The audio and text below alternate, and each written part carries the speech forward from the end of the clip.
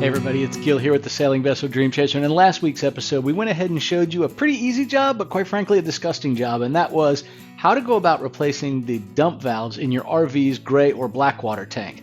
Not a fun job, but quite frankly it wasn't all that hard, and it's a good way to save some money if you've got this same problem in your camper.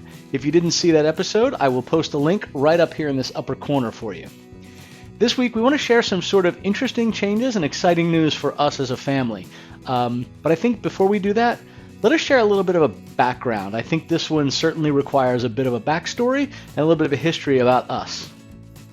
So let me take you back into the Wayback Machine. Like 15 plus years ago, our kids were growing up, they were starting to do their own thing, and Deb and I were starting to become a bit of an empty nester scenario. And we thought, man, we really need a hobby. What is something we can do? So we decided to go ahead and take up sailing. We'd never sailed before.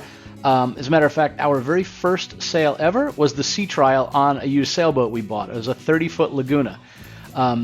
We had it trucked to a lake that was very close to our house near Dallas, so we sailed on Lake Louisville. And while we were there, we met a tremendous amount of people at the marina. They were just so welcoming, and it was a cool community.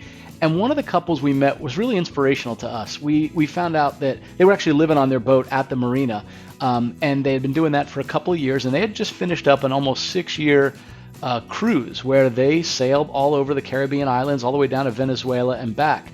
And Deb and I were amazed by it. Like, we had no idea you could just live on your boat and travel and wander around. It was so cool. This was a fairly young couple. And they were just wrapping up their adventure, and they would tell us all these cool stories about what they did, and we saw the way they lived even there at the marina, on a lake near Dallas. So certainly shout out to the crew of Kazrai. You guys were really, really inspirational for us to think about ultimately wanting to step up to a larger boat and begin to sail and or cruise. So after just a few short years of sailing on Lake Louisville, Deb and I knew we wanted to live aboard a boat. That was a dream of ours. We put our house up for sale. We got a small apartment right near the marina so we could spend more time on the boat. My job is tremendously flexible, as I've said on this channel a lot. It allowed me to do this kind of thing. And in fairly short order, Deb and I found ourselves driving from Dallas, Texas to Kima, Texas, which is along the Gulf Coast, and looking at sailboats. They call it the sailboat capital of Texas. There's tons of sailors down there. We found ourselves looking at boats often down there. Probably every month or so, we would go down for a weekend and we'd be looking for larger boats. Finally, Deb said, if that's where we keep going anyway, why are we staying here? Why can't we just take our boat there and sail in the Galveston Bay in the Gulf of Mexico until we can find one? So we did exactly that. We trucked our 30-foot Laguna sailboat down to Kima, Texas, got a small apartment right at a little marina, and continued our search. Ironically enough, our search took us to Panama City, Florida, which is ultimately where we found our liveaboard sailboat. So that sailboat we found was a 43-foot center cockpit Gulfstar sloop. It was a 1978 model, very heavily made, a good sailing boat, tremendously larger than what we had in a 30-foot sailboat. Right? Center cockpit boat gives you an aft stateroom and aft head, and then sort of separate living area, galley and whatnot, with a V-berth and another head up front. We thought it was spacious. It was at a price we could afford. Interestingly enough, the guy selling the boat was looking to trade for a smaller one, so we traded our 30-foot Laguna and some cash for the boat, and it allowed us to get that boat right then and there. We decided to go ahead and sail it back to Kima, Texas. First time Deb and I ever really did an ocean sail. We just kind of headed out into the Gulf of Mexico and across up into the northern part of Florida and Mobile Bay, and then took the ICW back across all the way through Louisiana and back into Texas. It was a great bit of experience for us, and we had a blast doing it. We parked last affair right there at the marina that was where our apartment was, and it allowed us to do a ton of work on it. I mean, literally every single day after work, we would work on the boat. Every weekend, we would work on the boat, and we did a pretty major refit in that. Like, from internally, we pretty much gutted everything down to bare wood or bulkheads and rebuilt things back up. In places where we didn't do that, we scraped all the veneer off and we re-veneered and re-teaked everything. It was a lot of work, but after 18 months, we finished it, and it was time to move aboard. Once we moved aboard and got used to the boat right there where it was, we were able to start sailing a little bit. And what we did for about the next 3 years is Deb and I sailed along the south coast of the United States. So we went south to Corpus Christi, Texas. We stayed about 6 months there. We sailed back up toward Kima. We stayed in Kima again. We sailed further east toward Florida. We just had a really good time bouncing around. And our mentality was, let's never stay more than about 4 to 6 months in any given place. We didn't want to necessarily be on a hook somewhere because I was working, but it was really nice to go and travel somewhere and experience that town. Like when we were in Corpus Christi, we were right at the municipal marina downtown. You could walk all to the areas in the downtown area. It was just, we had a blast doing it, and that was our lifestyle. So we bought Dream Chaser, our Formosa 51, kind of on a whim. I like to give Deb a hard time about this story. She was shopping on Yacht World one day and looking for cushion ideas for our Gulfstar last affair. So she would go pull up boats for sale, and she would look at the way they were designed, what the cushions looked like, etc. And when she did, she found this Formosa. Hey, this Formosa 51's for sale in New Orleans. And I'm like, yeah, wait, can you imagine? We don't need another boat, right? We just finished this work. And then a few months later, it's like, hey, that Formosa's still out there. Now, to give you a little background, Deb and I absolutely love the 51-foot Formosa. It's one of the first boats we ever saw and fell in love with after we got into sailing. For those of you that don't know or aren't familiar with the boat, it is the sailboat from Captain Ron. It's a 51-foot Formosa. It was also in 50 First Dates, the same style boat. As a matter of fact, when we first moved to Kima, Texas, the Wanderer, the actual boat that was in the movie, Captain Ron, was for sale right there in the marina. They were asking $129,900. Deb and I looked at it and we offered $25,000. Now we knew it needed a lot of work, and honestly, we only had that amount of money, so we offered $25,000. They countered with $129,000 even, so they clearly were not ready to do any kind of negotiation. Ironically enough, we actually know the guy who did end up buying that boat. Not significantly more than what we offered for it, by the way, so we weren't too far off, and he's put a lot of money, a lot of work into it. One board weekend, we decided, what the heck, let's make a weekend trip. We'll drive over to New Orleans, we'll check out the boat, we'll come back home, we'll make it a nice weekend. So we called the broker on the way, and we actually just looked on Google Maps, by the way, until we saw the shape of the boat from a Google Map image, satellite image, and that's how we knew where the boat was. We went right to it, called the broker, and he says, listen, I'm tied up. You drove in. Go ahead and go on the boat. I trust you. Be real careful with it. Deb and I spent the day crawling in all the little nooks and crannies and checking it out. And we had a great weekend in New Orleans. And as we're driving home on Sunday, we are calling the broker and making an offer on the boat. Turns out we got the deal, right? We ended up buying that boat. So now we had a problem. We had a boat in New Orleans, and we had one in Kima, Texas, both big liveaboard boats, and we needed to figure out what we were going to do. So when we came back for the sea trial and the inspection and all that good stuff on Dream Chaser, all was good, finalized the deal, basically moved on the boat that exact day. Like, we never went back to Last Affair to live back on it. Deb and I worked tirelessly on this boat, and we made a lot of good progress. We started out with things that would just sort of enhance our ability to live aboard while we were doing the refit. So things like a new water and plumbing system. We redid the head with an electric flushing toilet that was fresh water. So we did things that we knew would make it better for us to live aboard, right? New hot water heater that would work off either electricity or the engine. So we started with those kinds of items, and man, did we put a lot of work into her. We did that for about a year and a half or 2 years, and then honestly, life happens. And when it does, you just don't really know exactly how it's going to impact your overall plans. For us, that meant having our 2 grandchildren move in with us. They were aged 2 and 9 at the time, and we decided that we'd have them move into the boat. It was plenty big enough. They each had their own stateroom, but we would continue the refit while they were on board. We knew we weren't ready to sail off right then, so it was okay to continue the refit with the kiddos on board. We talked a lot about cruising as a family and what that would be like if we did it with the grandkids, and we really wanted them to experience it. They enjoyed living aboard the boat. I think Schwab, at 2 years old, didn't know any difference, by the way. She just thought being on a boat was the way you were raised and the way you grew up. Chaz, on the other hand, I think she perfectly would have been fine living in a house and going to regular school and visiting with her friends, but it was certainly something different, and that was kind of where we were at. But we wanted them to experience the joys of sailing. So we decided that what we would do is go back to Houston, get Last Affair, and sail it back to New Orleans. Make it a nice long trip. Don't do anything crazy or exerting, right? Let's really make it a time for the kids to enjoy it. And we took about 8 days, and we made that trip from Kima, Texas, on to New Orleans. The beauty of having the extra time meant that we could go out of Galveston Bay into the Gulf of Mexico and come back in at another location, right? So we would spend every night in either a marina or an anchorage that was sort of protected, as opposed to just making it a 4 or 5 day straight shot, 50 or 60 miles offshore. We were able to bounce along. Parts of it we did where we'd motor through the ICW, other parts we'd go outbound and sail. All in all, it ended up being a really, really cool family experience. I think in the end they had fun. They certainly enjoyed some of the interesting aspects of it. We even got to experience some mechanical difficulties where we got stuck in Houma, Louisiana for a day. But spending time where you pull up to a dock and you grab your little rolling wagon and we walk to the grocery store to get provisions and ice cream and come back and play at a little park that was there. In the end, I think they really did enjoy it, and it gave them a little bit of a taste of what a modified cruising lifestyle might really look like. So if I think of this timeline, probably 2.5 years into doing all the work ourselves on Dream Chaser, it was now time to get some help, quite frankly. These boats have a nickname called Taiwan Turkeys or Leaky Tikis, and they don't get that name for no reason, by the way. So every time it would rain, we would strategically place some drip buckets around in the boat in different places. Some in an obvious place like below a hatch, others for no apparent reason. Water would be dripping from a location. By the way, none of this was ever below the waterline leakage. It was only rain leakage.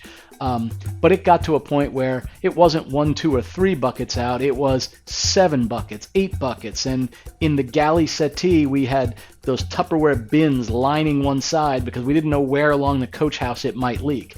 It was definitely time to get some help. It was definitely a realization that if we intended to sail this boat any real distance, we were going to have to get some help to get this thing fixed up and stop these doggone leaks.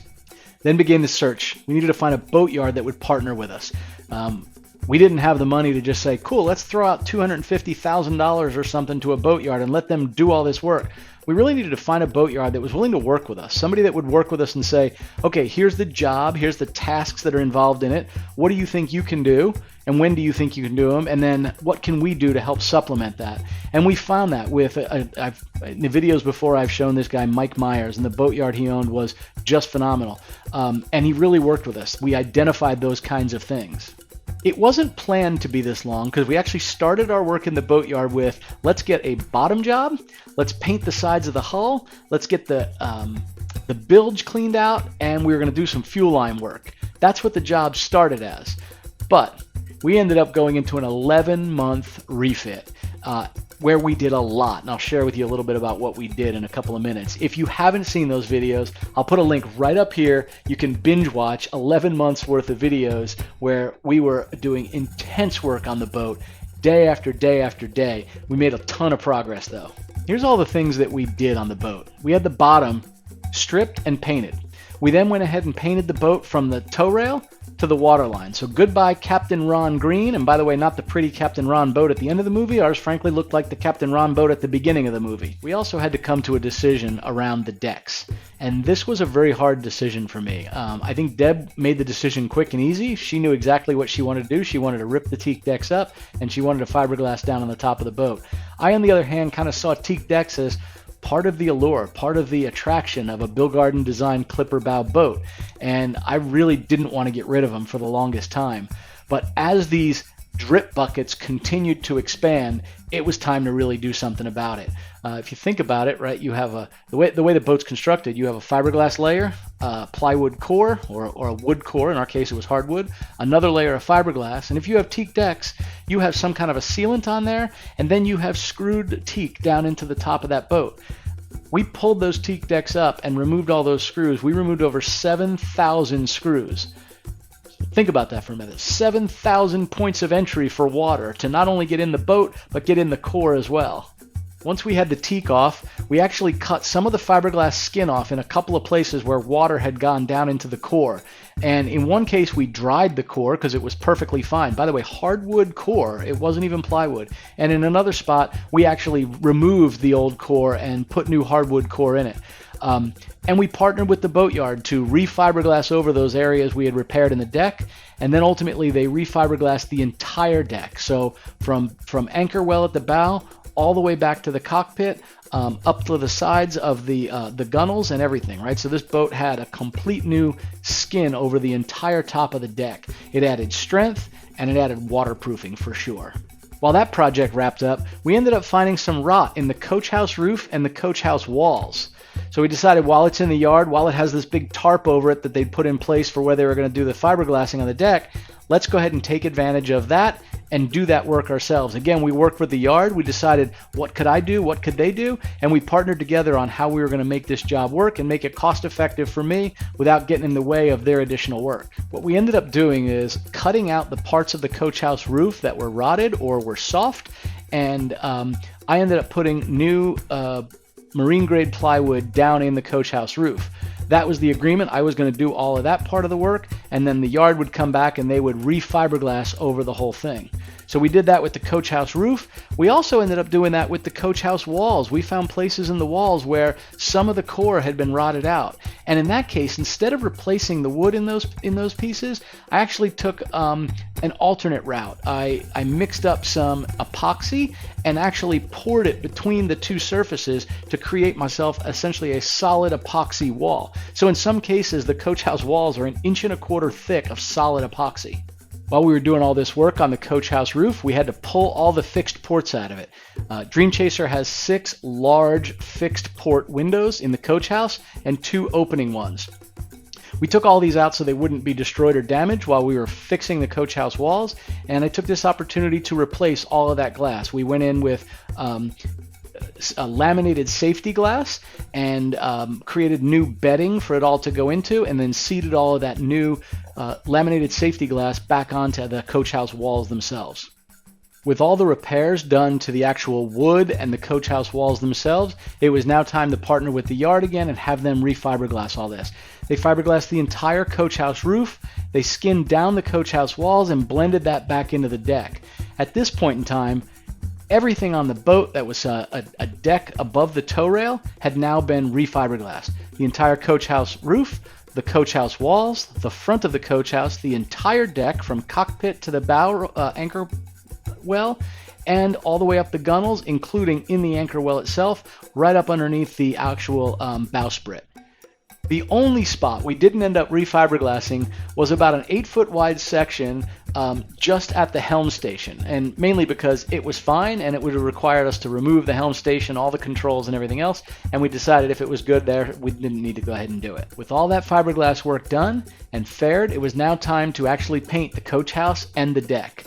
The boatyard did all that, painted the whole thing a beautiful white color, painted the deck just a slight off-white, and added texture to it. We love the way it looks. So at this point, she's really starting to look pretty good again, but she doesn't quite look like a sailboat. It was time to make that happen next.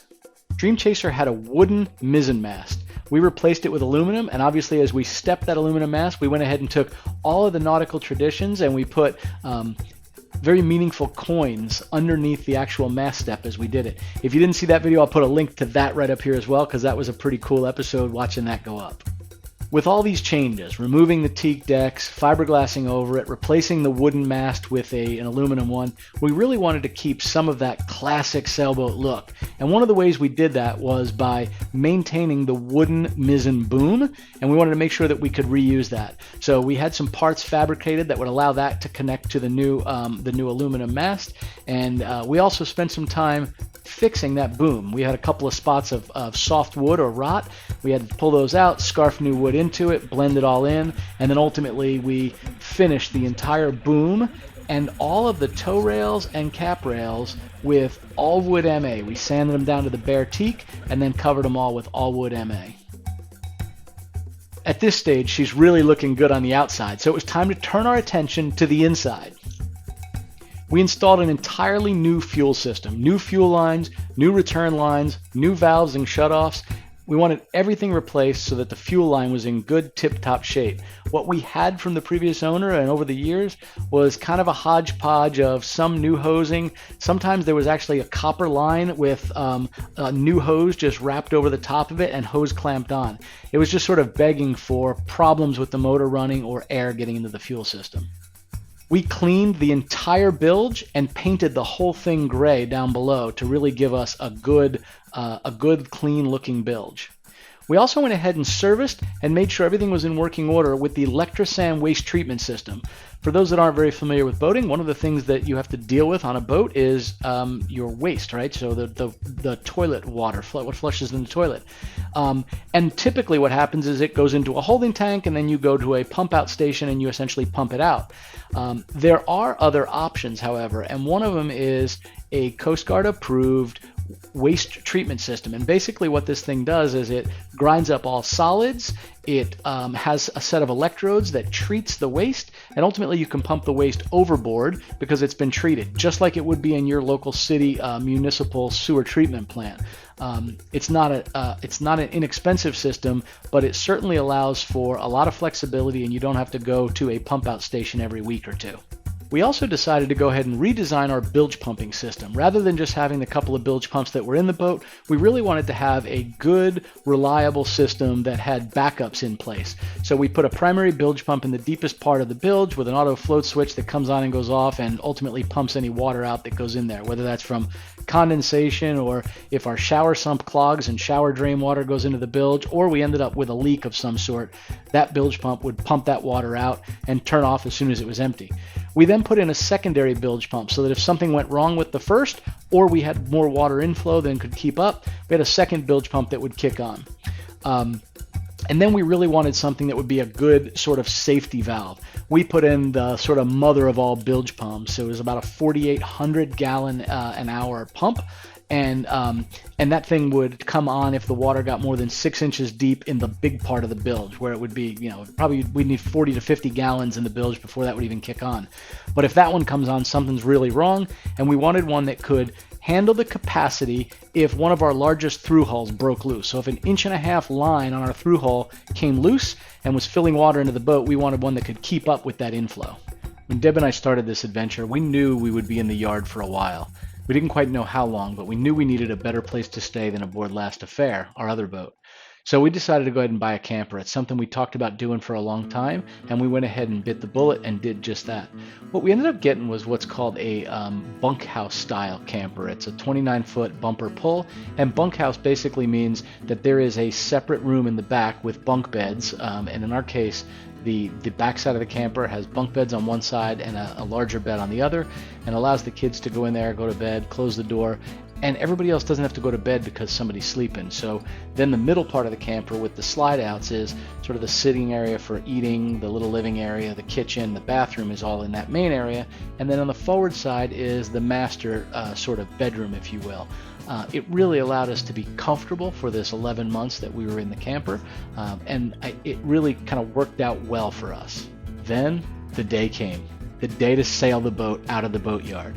So we prepared the boat, we hopped aboard, we motored out of the boatyard around the corner to this little fuel station that's right before you get into Lake Pontchartrain. And this is when it sort of hit me on just how sort of large the boat is and how far the bowsprit sticks out and how high it is. We were pulling up to the gas dock to fuel up, and as we pulled up, another boat was maneuvering in, so I wanted to give him some space. I went ahead and threw it in reverse, and the gas attendant kind of says, no, come forward. And I had to continue to stop, and he couldn't figure out why. Well, the reason why is because our bowsprit was about to take out the metal roof over the top of their dock. That's how tall it sat up above the water line. So I went ahead and backed up, obviously, and pulled side tie to the dock, and it all worked out well. After we filled up, though, we went a little bit north, and ultimately we were at the Lake Pontchartrain. And as soon as we got into the lake, we just threw up a full set of sails. Like, I wanted to see this baby sail. And it was great, and it was tremendous, and the joy of being able to sail this boat. Keep in mind, it's been over 4+ years at this stage, and we've yet to sail it. So this was a momentous moment for us. So you'd probably think we're sailing it back to our home base marina, but you'd be wrong. What we ended up doing was sailing to Madisonville, which is a small town right inside the Tchefuncte River, just up from where our marina is. And what's really cool is when we first looked at this boat, there was a little plaque on the wall in the galley that said, Best in Show, 2001 Madisonville Boat Festival. And Deb and I said when we bought the boat, man, we're really cool. We put in this work. We get her refit. Wouldn't it be cool to put her back in that boat show? And that's exactly what we did. We got out of the yard and we sailed directly to the boat show. We got there a day before the boat show and pulled right up against the wharf for our spot during the show. And it was really a prideful moment for us. Like, look, we'd worked really hard to get the boat refit. We had this thought that we always wanted to put it back in the boat show, and it was really a neat experience. You know, relaxing, you sit down in a chair, you have a drink, people want to come and talk to you about the boat, they want to take a tour. We would take people down below. McKinley did actually most of the tours. She was wearing a little mermaid costume, and people would come aboard and she would show them around down below. Like, mainly she showed them her bunk, her room, her mermaid blanket, and her toys, but people got to see it. And one of the really cool experiences was a couple of things. One, meeting people that had some history with the boat, which was neat, like they've either worked on it or sailed on it or knew the old owner. The other really cool thing was to see people's faces when they've never been on a sailboat, right? People that haven't been on a liveaboard sailboat. I always refer to it as a genie in a bottle. You look at it from the outside, it's got a flat deck. They just can't believe that there's 3 bedrooms, 2 bathrooms, a seating area, you know, that seats 8 in the dining room with a living room. Like, people just can't get over the fact that there's that much space down below. So it was really an awesome time, a great experience, and we enjoyed it. So after the boat show, we were out back to the marina, and quite frankly, it was another prideful moment for us. We pulled this thing in like we were professional captains. Couldn't believe it, but it worked out really well. Wish everybody had been there to see how good we did it. Of course, that's when they're not, by the way. As soon as you bounce off the dock, that's when everybody's standing around watching. So we got back to the marina, and we kind of went about our life again as liveaboards, the thing we had been doing before we ever took it to the boatyard. But a couple of things had changed. At this stage, we knew exactly what was going on with our grandkids. We had custody of them, and they had some time now to sort of maintain some level of stability with the same school for a couple of years for Chazzy and Swab going to a little local daycare and preschool. And it was time now to think about what our plans had been all along, which was going east. And we really held off on that. I didn't share a lot of this, but we held off on that until we knew what was happening there, right? We had to finish going through all the sort of legal components of that. So it was really an exciting time for us. And for the last year or so, Deb and I had been taking little week-long trips with the girls to Florida. And the sort of underlying mission had been, let's find a good place. The area we really liked was this area called Charlotte Harbor. It's a bay south of Tampa Bay. What we liked about it is there's a bunch of little mangrove islands and places to anchor out and, you know, kayak or dinghy in and amongst the mangrove islands. And the water looked fairly deep in most places. Our size boat, it's going to be challenging anywhere, but we thought this is a good place to start looking. So we started really looking for a search for places to keep the boat in that area. Our thoughts started going along these lines. What if we could find a piece of property that was waterfront where we could keep the boat behind it? Well, I've been up in New Jersey taking care of my dad. Deb has been really actively looking. I mean, looking hard. And there's a set of criteria that we have. The boat's got to fit, the water's got to be deep enough, and then the house had a couple of things that we would really like to see in it. And quite frankly, Josh, our realtor, has been just phenomenal because what we're looking for isn't easy to find. And, you know, he would start with his first cursory look and tell Deb about the homes, or she would find them online and tell him about them. And they all start the same way. They start with walking out to the water, depth sounding right at the waterfront side to see if the boat's even going to work. And if it's not, we're done. We'd move on to the next. If it looks like it would work, then we would go ahead and go and look inside the house and take a look at it. While I was in New Jersey, Deb would do a walkthrough with her camera. She'd video the whole thing, and then if she found it like one that she'd be interested in, she'd send it up to me. A couple of times while I was in Jersey, I would fly back home for a day or two, and we would go rent a small boat, a little pontoon boat or something, and we would sound out the entranceways from deep water all the way in to see if that location would actually work. So there's a lot of effort that went into this, but it brings us to essentially our news. We did find one. We found a place. I will share all the details with you about that next week. I think we'll run out of time in this week's video. But honestly, I thought this really made sense. Like, I know a lot of people watch these videos, and some of you have subscribed from the beginning, and some just come into these new, so you might not have this backstory or this history. And I thought it was worthwhile to share a little bit about the last 6 or 7 years or 8 years now for us, and what we were doing with living aboard our sailboat, cruising, our modified cruising, how we fixed up Dream Chaser, and and honestly what kept us anchored a little bit in Louisiana as long as it did. It was boat work, and it was, making sure we knew what was going on with the kiddos. So at this stage, right, we have some exciting news, and that is we found a place, and we're going to be bringing Dream Chaser east to Clearwater, to a place we like that's off of Charlotte Harbor. So we'll share all those details in next week's video. Thank you everybody for watching. We really do appreciate it. If you think somebody would enjoy these kinds of videos, by all means send them a link to them. I'd love to have more people kind of watch them and see if they get some enjoyment out of them as well. And for everybody else, safe sailing, and wish you a following sea.